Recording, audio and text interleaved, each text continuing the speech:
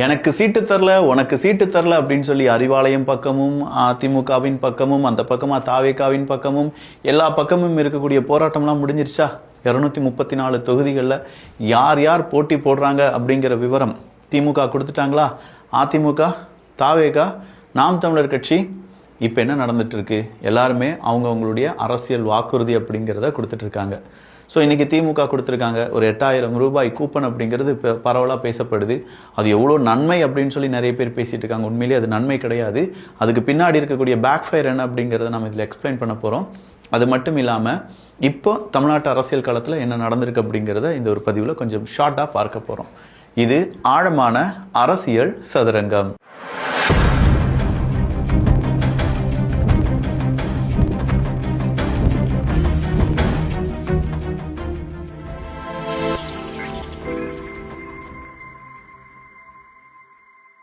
அதிமுகவினுடைய தேர்தல் வாக்குறுதியா ஃப்ரிட்ஜ் அப்படிங்கிறது இருந்துச்சு. போன தடவை மிக்சி கிரைண்டர் எல்லாம் கொடுத்து முடிச்சாச்சு, அடுத்ததான் என்ன இருக்குது அப்படின்னு சொல்லி பார்க்கும்போது, இப்போ ஃப்ரிட்ஜ் இல்லாத வீடு நிறைய இருக்குது போலப்பா, ஃப்ரிட்ஜை கொடுத்துடலாம் அப்படின்னு சொல்லி யாரோ ஐடியா கொடுத்துருக்காங்க. அதிமுகவை நாங்கள் ஃப்ரிட்ஜ் கொடுக்குறோம் அப்படின்னு சொல்லிட்டாங்க. லேப்டாப் கொடுத்தாங்க. அது கழிஞ்சு திமுக அதை நிப்பாட்டினாங்க. மறுபடியும் திமுக கொஞ்சம் வருடங்களுக்கு பிறகு அதை கண்டினியூ பண்ணாங்க. அடுத்ததாக இப்போ ஃப்ரிட்ஜ் கொடுக்குறேன்னு சொல்லியிருக்காங்க. நெக்ஸ்ட் டைம் சோலார் பேனல், அதுக்கு தகுந்தப்பில் ஏதாவது ஏசி, இது ஏதாவது கிடைக்க வாய்ப்புகள் இருக்குன்னு வச்சுக்கோங்களேன். வெப்பம் கூடுதல் ஆகிவிட்டது, சம்மர் அப்படின்னு சொன்னோடனே உங்களுக்குலாம் ஏசி தரும். அது அடுத்த எலெக்ஷன் 2031 எலெக்ஷன், அதை இப்போ நம்ம பார்க்க வேண்டாம். ஸோ இந்த இடத்துல அதிமுக ஃப்ரிட்ஜ் கொடுக்குறேன்னு சொல்லிட்டாங்க தலைவரே, நாம் என்ன செய்யலாம் அப்படின்னு சொல்லி திமுகட்ட கேட்டிருப்பாங்க போல். திமுக நம்ம ஃப்ரிட்ஜுக்கு பதிலாக வாஷிங் மிஷின் ஏதாவது கொடுத்துடலாமா? அது நிறைய பேர்கிட்ட இருக்க வாய்ப்பு இருக்கு. ஃப்ரிட்ஜு அதுவும் நிறைய பேர்கிட்ட இருக்கும். டிவி ஆல்ரெடி நம்ம கொடுத்துட்டோம். மைக்ரோவேவ் ஓவன் அது நிறைய பேருக்கு தேவைப்படாது. அப்புறம் என்ன செய்ய, காசாக கொடுத்துடலாமான்னு பார்த்தா காசை ஆல்ரெடி நம்ம 5000 ரூபாய் கொடுத்துட்டோம். அதே மாதிரி நிறைய விஷயங்கள் காசாக கொடுத்துட்டோம். இனியும் காசாக கொடுத்தா மக்கள் அந்த இலவசம் அப்படிங்கிறதுல ஒரு பொருளாக கையில் வாங்கிட்டாங்கன்னா அது ரொம்ப நல்லா இருக்குமே அப்படின்னு சொல்லி பார்க்கும்போது 8000 ரூபா கூப்பனாக கொடுத்துடலாம். எது இந்த ஆர்கே நகரில் 20 ரூபா நோட்டு கொடுத்த மாதிரியா அப்படிங்கிற மாதிரி இருக்குல்ல. பட் இது ஒரு கூப்பன். இந்த கூப்பன் என்ன இருக்கும் அப்படின்னு பார்த்தீங்கன்னா, யார் யார் இது அவங்களுடைய வாக்குறுதியில் ரொம்ப முக்கியமான வாக்குறுதியாக திமுக காரங்க சொல்லக்கூடிய ஒரு வாக்குறுதி. ஆனால் உண்மையிலேயே இதுதான் அவங்களுக்கு பெரிய பேக் ஃபயர் ஆக போகுது. ஏன் அப்படின்னு சொல்கிறேன்னா, இது எதிர்கட்சிகள், இப்போ ஆளை துடிக்கக்கூடிய அடுத்த கட்சிகள், இல்லாட்டி மிகப்பெரிய மாற்றத்தை எதிர்பார்க்கக்கூடிய மக்கள், இவங்க எல்லாருமே இதை பற்றி பேச ஆரம்பித்தாங்கன்னா அது எவ்வளோ பெரிய நெகட்டிவ் அப்படிங்கிறது அவங்களாலேயே புரிஞ்சுக்கிடுவாங்க. ஒரு விஷயத்தை புரிஞ்சுக்கணுன்னா, ஒரு பொருளை நம்ம தொட்டு வாங்குற மாதிரியான ஒரு மனநிலைமை வேறு யாருக்குமே இந்த டிஜிட்டலாக நம்ம காசு செலவழிக்கும் போது நமக்கு இருக்காது. கையில் 100 ரூபாய் இருந்து அந்த 100 ரூபாய் எடுத்து பேக்கெட்லேருந்து எடுத்து கொடுக்கும்போது நமக்கு வலிக்கும். அதே நேரத்தில் கூகுள் பேயில் 1000 ரூபாய்னாலும் சும்மா சொடக்குற டைமில் நம்ம செஞ்சு முடிச்சுட்டு போயிட்டே இருப்போம். ஸோ இந்த இடத்துல அதிமுக நான் உங்களுக்கு ஃப்ரிட்ஜாக தரேன்னு சொல்கிறாங்க, ஒரு பொருளாக தரேன் அப்படின்னு சொல்கிறாங்க. ஆனால் திமுக உங்களுக்கு நான் கூப்பனாக தரேன், 8000 ரூபாய்க்கு கூப்பன். யார் யார் இந்த ரிட்டர்ன் ஃபைல் பண்ணலையோ, இன்கம் டேக்ஸ் ஃபைல் பண்ணலையோ அவங்க குடும்பத்துக்கு எல்லாத்துக்குமே 8000 ரூபாய் நான் தந்துடுறேன் அப்படின்னு சொல்கிறாங்க. தோராயமாக எத்தனை குடும்பங்கள் இருக்கும் அப்படின்னு கேட்டால் 2 கோடி குடும்பங்கள் இருப்பாங்க அப்படின்னு சொல்லி இன்றைக்கி மு க ஸ்டாலின் அவர்களே சொல்கிறார். அப்படி பார்க்க போனால் கிட்டத்தட்ட ஒரு 16,000 கோடி ரூபாய் இதுக்குன்னே அவங்க ஒதுக்குவாங்கன்னு வச்சுக்கோங்களேன். ஸோ இந்த 8000 ரூபாயை வச்சு இவங்க என்ன செய்யலாம், பக்கத்தில் இருக்கக்கூடிய கடைகளில் போய் இந்த 8000 ரூபா கூப்பனை கொடுத்து அவங்களுக்கு தேவையான ஃப்ரிட்ஜோ, வாஷிங் மிஷினோ, இல்லை அடுத்ததாக வேறு ஏதாவதோ வீட்டு உபயோகப் பொருட்களோ எதை வேணாலும் வாங்கிக்கலாம். ஸோ காசாக கொடுக்கறதுக்கு பதிலாக கூப்பனாக கொடுத்துட்றாங்க அப்படின்னு சொல்லி இந்த 8000 ரூபாயை பெருசாக பேசிகிட்டு இருக்காங்க. ஆனால் உண்மையிலேயே ஒரு அரசாங்கம் மக்களுக்கு நல்லது செய்யணும் அப்படின்னா காசு கொடுக்கறதோடு மட்டும் இல்லாமல் சரியான பொருளை சரியான இடத்துல, ஒன்றாவது ஃப்ரீ கொடுக்கறது அப்படிங்கிறது தவறு.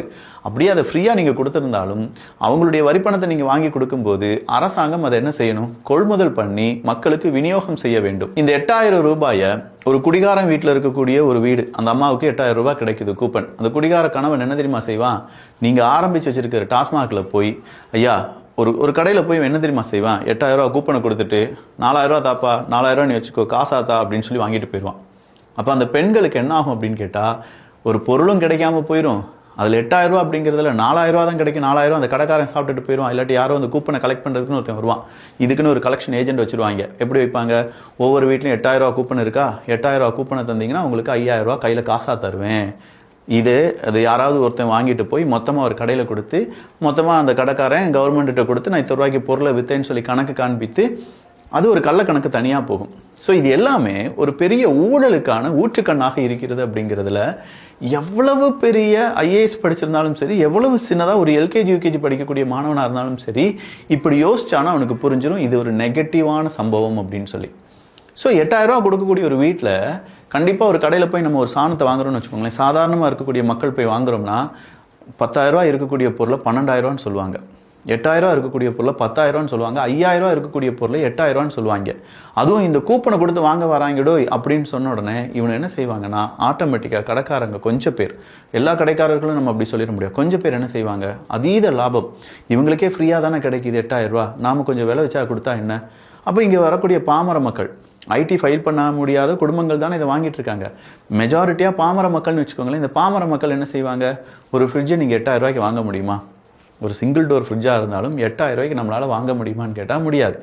இன்றைக்கி நீங்கள் அம்மா லேப்டாப் அப்படின்னு சொல்லி லேப்டாப் இருக்குது பார்த்தீங்களா, அந்த காலகட்டத்தில் நம்மளால் அம்மா லேப்டாப்பை ஒரு 5,000 ரூபா கொடுத்துருந்தாலும் 8,000 ரூபா கொடுத்துருந்தாலும் நம்மளால் வாங்க முடியுமான்னு கேட்டால் வாங்க முடியாது. இன்றைக்கி அதே 8,000 ரூபா கொடுத்து நீங்கள் ஒரு லேப்டாப்பை வாங்கிக்கோங்க அப்படின்னு சொன்னால் நம்மளால் வாங்க முடியாது. 25,000 ரூபாய் ஆகும். எது ஒரு லேப்டாப் சாதாரணமாக அவங்களுடைய அந்த கான்ஃபிகரேஷனில் இருக்கக்கூடிய லேப்டாப் எடுக்க போனாலுமே ஒரு 18,000 ரூபாயிலேருந்து 20,000 ரூபாய்க்குள்ளே வரும்னு வச்சுக்கோங்களேன். ஆனால் நமக்கு அரசாங்கம் அதை ஃப்ரீயாக கொடுத்தாங்க. அது எப்படி சாத்தியமானது அப்படிங்கிறத கொஞ்சம் யோசிங்க. சாதாரண மக்கள் நீங்கள் யோசித்தாலே போதும். இப்போ நான் கிட்ஸ் பெஸ்டி அப்படிங்கிற ஒரு வெப்சைட் வச்சுருக்கேன். அதில் நிறைய நம்ம குழந்தைகளுக்கு தேவையான ஏகப்பட்ட toys, puzzles, books, soft toys இப்படிலாம் வச்சுட்டு இருக்கேன். நான் ஒரு பொருளை ஒரு டீலர்கிட்ட வாங்கும்போது அவன் என்ன சொல்லுவான்னா 1000 ரூபாய்ன்னு சொல்லுவான்.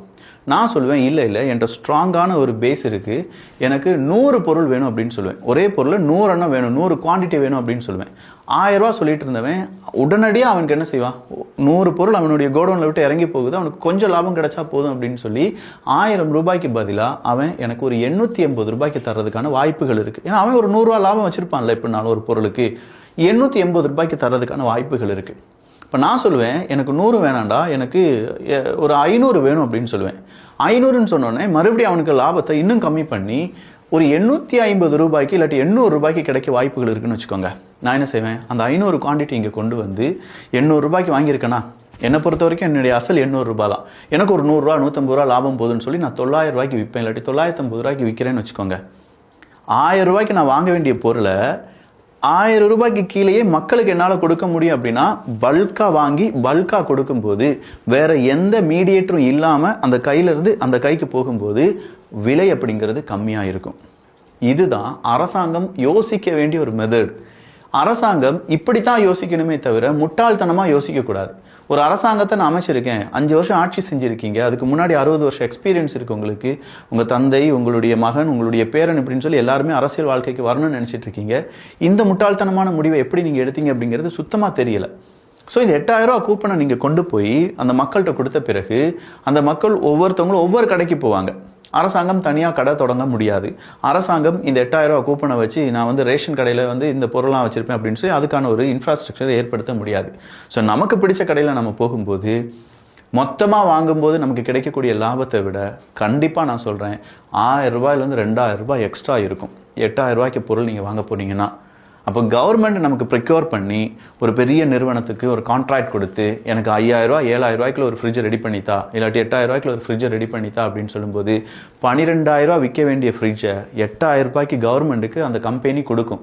ஏன்னா பல்காக 2 கோடி, ஸ்டாலின் அவர்கள் சொல்லுபடி பார்க்க போனால் 2 கோடி ஃப்ரிட்ஜ் அப்படிங்கிறத நம்ம ஆர்டர் பண்ணுறோன்னு வச்சுக்கோங்க.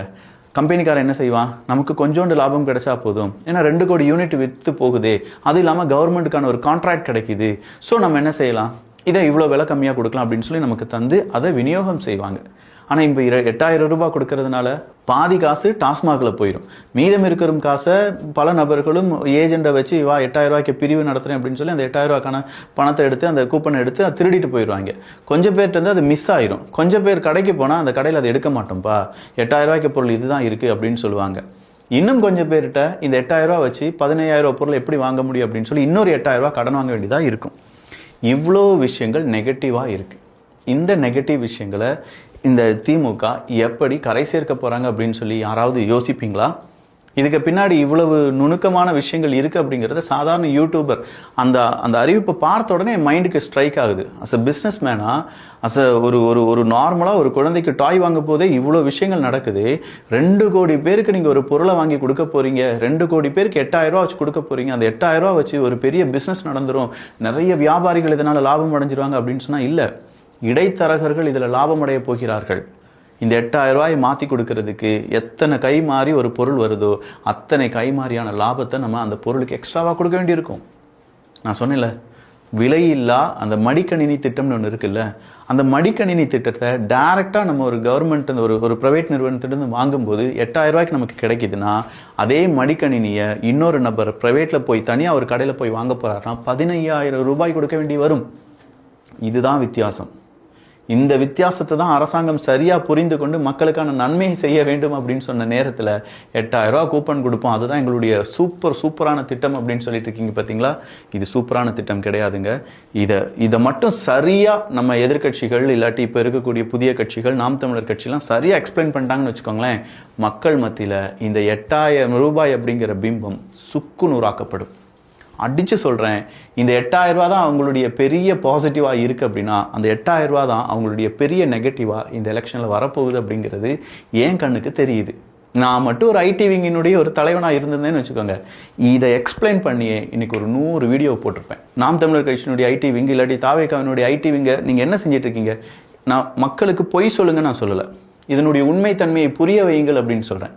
மக்களுக்கு தேவையில்லாத தவறான இன்ஃபர்மேஷனை கொடுங்க நான் சொல்லலை. மக்கள் ஏமாற்றப்படுவார்கள், அதற்கான நிறைய வாய்ப்புகள் இருக்குது, சாத்தியக்கூறுகள் இருக்குது அப்படிங்கிறத மக்கள் உணர்வதற்கான தருணத்தை ஏற்படுத்துங்கள் அப்படின்னு சொல்கிறேன். நான் ஒரு மாற்றத்தை தான் விரும்புகிறேனே தவிர அஸ் யூஸ்வல் 8000 ரூபா சூப்பர்ப்பா, திமுக 8000 ரூபா கொடுத்துட்டாங்களா அப்படின்னு சொல்லி எனக்கும் பேசி போட்டுட்டு 4 லைக் வாங்கிட்டு ஏய் செமடா அப்படின்னு சொல்லிட்டு போயிட முடியும். பட் உண்மையாக யோசிக்க போனால் இங்கே மக்கள் ஏமாற்றப்படுவார்கள். நம்ம கண்ணு முன்னாடி மக்கள் ஏமாற்றப்படுகிறார்கள் படுவார்கள் அப்படின்னு சொல்கிறத என்னால் எப்படி அக்செப்ட் பண்ண முடியும்? அதை அக்செப்ட் பண்ண முடியாததுனால தான் இதை எக்ஸ்பிளைன் பண்ணி உங்களுக்கு நான் சொல்லியிருக்கேன். யாருக்கு இது சரிப்படுதோ அவங்க இதை ஷேர் பண்ணலாம், ஒன்றும் தப்பே கிடையாது. 8000 ரூபா மேட்ரு பேசுகிறதுக்கு இப்போ முடிஞ்சு போச்சு. அடுத்ததான் இன்னொரு நிறைய விஷயங்கள் எடுத்து வச்சுருக்கேன், அது என்ன அப்படிங்கிறதுலாம் அடுத்த வீடியோவில் பார்த்துடலாம். ஸோ இந்த வீடியோ பற்றி உங்களுடைய கருத்துக்கள் இங்கே வரவேற்கப்படுகின்றன. இது 8000 ரூபாய்க்கு மட்டும் ஸ்பெஷல் டெடிகேட்டட் வீடியோவாக மாறிடுச்சு. நான் என்ன செய்ய, நல்லதை பகிர்ந்து நல்ல சமுதாயத்தை உருவாக்குவோம். நன்றி, வணக்கம்.